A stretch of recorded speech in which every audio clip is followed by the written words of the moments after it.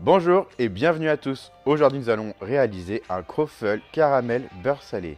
Qu'est-ce que c'est? C'est un croissant qui va être cuit dans un appareil à gaufres. Mais avant d'attaquer la recette, n'hésitez pas à liker la vidéo et à vous abonner à notre chaîne YouTube. C'est parti! Et pour faire cette recette et attaquer notre pâte à croissant, il nous faut du lait, de la farine, du sucre, de la levure de boulanger, du sel, j'ai aussi du beurre, mais pour l'instant, il reste au frais.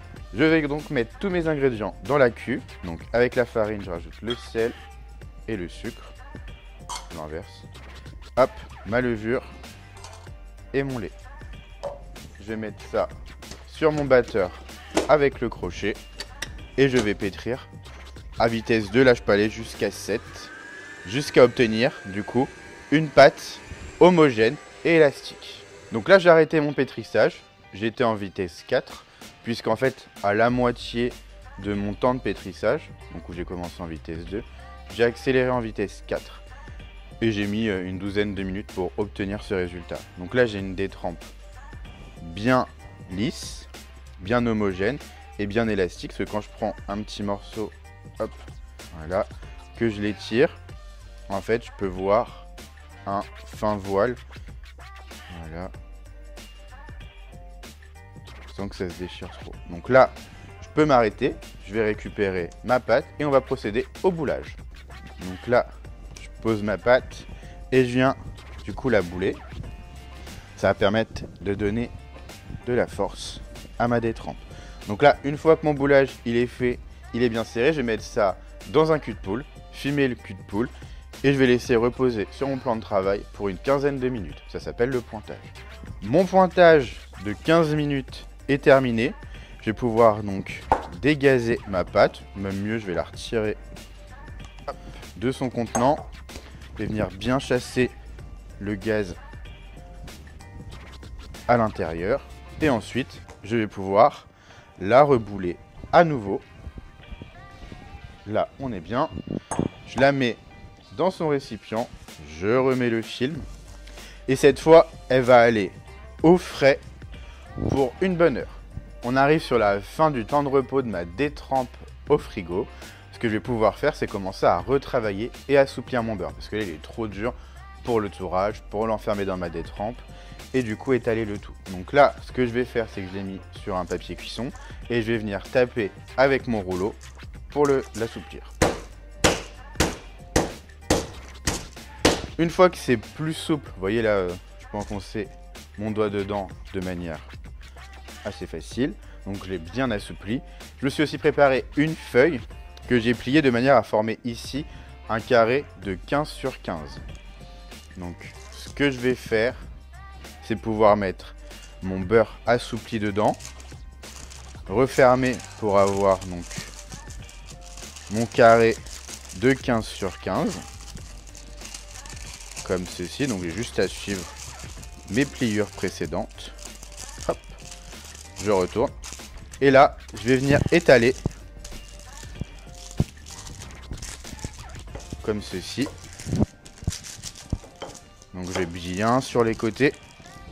J'insiste aussi bien dans les angles pour vraiment avoir une base la plus propre possible pour débuter mon tourage. Donc là, hop, je fais attention quand même, hein, je veux quelque chose de régulier. Je veux pas avoir quelque chose de bombé au milieu. Ok, un dernier petit coup pour égaliser. Et voilà. Donc là, mon beurre est bien carré. Je vais donc pouvoir le retirer de la feuille de cuisson et aller chercher ma détrempe. Donc là, je récupère ma détrempe qui est bien froide, c'est important. Donc pouvoir hop, appuyer un peu dessus. Et le but, ça va être de l'étaler suffisamment pour pouvoir enfermer mon beurre dedans sans que ma détrempe elle dépasse de partout. Donc pour l'instant, je vais la baisser uniquement devant moi. Je vais faire attention, essayer d'avoir un beau rectangle quand même. Donc là, hop, je peux étirer un peu comme ça.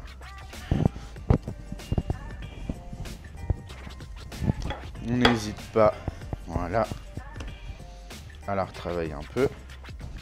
Voilà, là, on devrait être pas trop mal. On va vérifier de toute façon. Je récupère mon beurre. Donc je fais attention, vous voyez. Je vais chercher de manière à ce qu'ici, ce soit bord à bord. Pareil ici. Et là, est-ce que je peux bien remettre par-dessus? Ah, il manque un tout petit peu. Donc, hop. Je replace. Je fais attention. Ici, là, par contre, c'est un peu plus épais. Donc, je peux étirer. Et là, voilà. Je suis bien bord à bord. On va donc pouvoir attaquer notre tourage. Une incision ici, histoire de relâcher un petit peu la pression de ma détrempe. Je viens fleurer légèrement et je vais pouvoir donc donner mon premier tour. Donc, je viens uniquement abaisser dans cette direction. Je ne vais pas venir élargir. Donc l'objectif, c'est d'avoir 5-6 mm d'épaisseur. Si besoin, je refarine. Voilà. Là, on va être pas mal. On est bien. J'enlève la farine résiduelle. Et je vais donner un tour double. Donc, je rabats une fois, je rabats deux fois. Le problème, c'est que là, on voit que j'ai des vides ici. Donc, ce que je vais faire, c'est que je vais venir récupérer un morceau ici. Voilà. Et avec ce morceau-là, bah en fait, en le déformant légèrement, je vais pouvoir compléter mon manque et toujours avoir le même nombre de feuillets partout. J'enlève à nouveau mes petits excédents de farine et je replie. Et là, j'ai donné mon tour double. Je mets ça dans un film, repos une demi-heure au frigo et ensuite on pourra continuer. On va maintenant pouvoir attaquer la préparation de notre caramel onctueux. Et pour ça, il nous faut 2 pesées de glucose, il nous faut du lait, de la crème liquide à 30% de matière grasse, de la fleur de sel, de la vanille, poudre ou gousse, peu importe, du beurre et du sucre. Dans ma plus grande quantité de glucose, je vais venir ajouter le sucre. Ça va être la base de notre caramel, donc je vais mettre ça à chauffer sur ma plaque. Donc ça va être notre caramel. Ici, donc le beurre, je le mets de côté. Mais on va pouvoir ajouter donc avec notre petite partie de glucose, la crème, le lait, la vanille et la fleur de sel. Et ça va pouvoir être mis à chauffer également, histoire que quand mon caramel soit prêt, ça ce soit limite à ébullition. Donc pour l'instant, je vais le mettre à chauffer, mais vraiment pas très fort. Donc là, on voit que mon caramel commence à colorer. Comme vous le constatez, j'ai aucun ustensile à l'intérieur de ma casserole. J'ai juste mélangé ma casserole de temps en temps comme ceci. Évidemment, là pour moi, c'est pas encore assez caramel, hein. C'est beaucoup trop clair. En parallèle, il y a également donc ma crème qui chauffe. Elle n'est pas encore à ébullition, mais elle est pas loin. Donc là, je vais augmenter un peu la puissance de mon feu. Je vais aussi retirer mon fouet qui me dérange pas plus tard. Là, je vais baisser un petit peu par contre sous mon caramel. Vraiment léger, hein. Faut quand même qu'il continue à colorer. Ok. Ma crème, elle va être quasiment bien. On va attendre encore un petit peu. Je voudrais que ça ait une couleur un peu plus ambrée encore. Mais bon, vu la quantité, voilà, vous voyez, ça va bien vite. Encore un petit peu. Donc là, cette fois, je vais me servir de ça pour mélanger. Ok. Donc là, la coloration de mon caramel, elle est presque bonne. Là, elle me convient. Je vais le mettre au minimum. Et je vais venir verser déjà une partie de mes liquides. Donc je fais gaffe. Je ne mets pas juste au-dessus de ma casserole. Sinon, je vais me récupérer toutes les vapeurs dans la tête. C'est pas très agréable. Donc là, pour l'instant, je mélange. Le but, c'est d'obtenir à nouveau quelque chose d'un peu plus homogène. Donc là, je vais pouvoir mettre la puissance de mon feu. Voilà. Sur une puissance moyenne. Voilà. Maintenant que c'est redescendu un petit peu, je vais ajouter une autre partie. Donc là, j'ai ajouté un peu plus de la moitié pour l'instant de mes liquides. On va monter un petit peu la puissance du feu sous le caramel. Je viens bien corner aussi les côtés de ma casserole. Ce qui reste là, en gros, les seuls morceaux qui restent, c'est ce qui est resté sur ma spatule. Le reste, ça s'est quasiment dissous. Donc ce que je vais faire, c'est que je vais ajouter tout le reste de mes liquides. Donc je pense bien éteindre le feu qui était en haut, là où il y avait mes liquides. Voilà. Là j'ajoute donc tout le reste. Et là, on va donner une bonne ébullition. À nouveau, le but c'est vraiment d'avoir un caramel donc qui va être bien liquide, sans morceaux.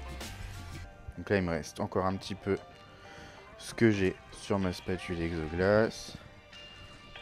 On est quasiment bon. Donc là, on va être bien. Je vais pouvoir m'arrêter et tout verser dans un autre contenant. Donc là, pour stopper la cuisson, hop, je change de contenant. Je viens bien corner ma casserole. Et ensuite, je vais venir donc filmer, pas au contact, hein, juste au niveau de mon récipient. Et je vais laisser de côté. J'ai pas oublié le beurre. Le beurre, je vais l'ajouter quand mon caramel sera aux alentours des 60 degrés. Mon caramel est redescendu aux alentours des 60 degrés. Je vais pouvoir ajouter donc mon beurre à l'intérieur et mixer pour bien l'incorporer. Donc là, j'ai bien mixé. J'ai un caramel donc qui est bien homogène. Je vais pouvoir le filmer au contact et le laisser au frais en attendant de l'utiliser. Donc là, j'ai récupéré mon pâton à nouveau après ces 30 minutes de froid. J'aurais pu lui laisser un petit quart d'heure supplémentaire. Si vraiment il est mou, n'hésitez pas.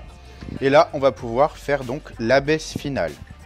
C'est-à-dire étaler notre rectangle pour ensuite détailler nos croissants.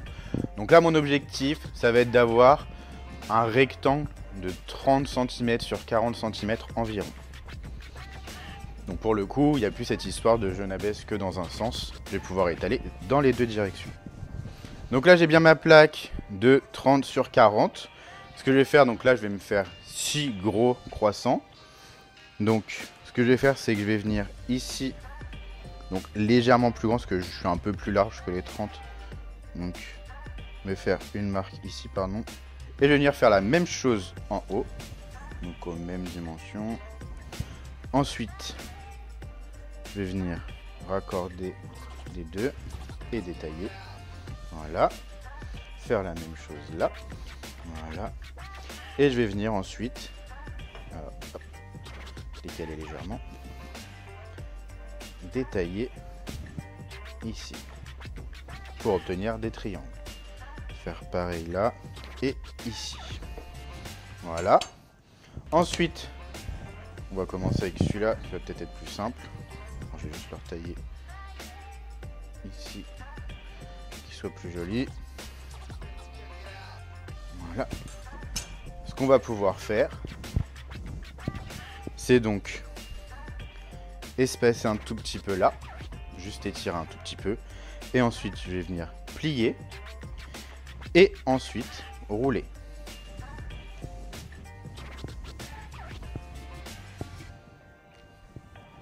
Et là, je vais obtenir mon croissant. Je vais faire pareil avec celui-là. Je plie et je roule en étirant légèrement vers l'extérieur.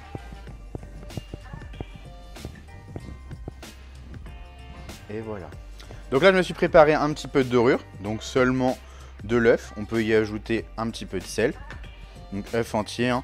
Et je vais venir donc dorer mes croissants. Donc passer un petit coup léger, hein, je veux pas de surépaisseur, pas de coulure, donc partout. Maintenant que mes croissants sont dorés, je vais les laisser pousser donc à température ambiante, de préférence près d'une source de chaleur. Le mieux c'est à 27 degrés, donc près d'un four en train de chauffer par exemple, c'est très bien. Ou dans un four, si on arrive à rester entre 25 et 30, c'est très bien aussi. Et le but, ça va être que ça double de volume. Donc ça va prendre entre 45 minutes à 2 heures en fonction de la température. J'ai récupéré mes croissants qui ont poussé, ils ont doublé de volume. J'ai ici mon appareil, enfin mon gaufrier pardon, qui est chaud. Je vais donc pouvoir l'ouvrir et mettre mon premier croissant. Je vais ensuite donc refermer, voilà. Et puis j'ai plus qu'à laisser cuire. Donc là, ma cuisson est terminée. Il y en a eu pour 3-4 minutes. Je vais venir le prendre délicatement. On va enchaîner avec le deuxième. Pendant que c'est chaud, on continue. Et on va venir, hop, mettre celui-là dans du sucre. Mon deuxième est cuit également. On va déposer ici. Celui-là, on veut pas de sucre, donc on ne mettra pas de sucre. Et on va essayer une petite variante également, c'est-à-dire qu'on a déjà enrobé notre croissant poussé mais cru dans le sucre. On aura un résultat donc plus caramélisé en sortie de cuisson. Maintenant que mes deux versions sont terminées, ce que je vais pouvoir faire, c'est pocher mon caramel onctueux par-dessus. Je vais venir faire des petites lignes comme ça pour apporter de la gourmandise. Ça pourrait très bien être aussi de la pâte à tartiner par exemple. Et voilà, vous savez dorénavant comment réaliser des croffles. Libre à vous de garnir comme vous le souhaitez et à très bientôt sur une prochaine vidéo.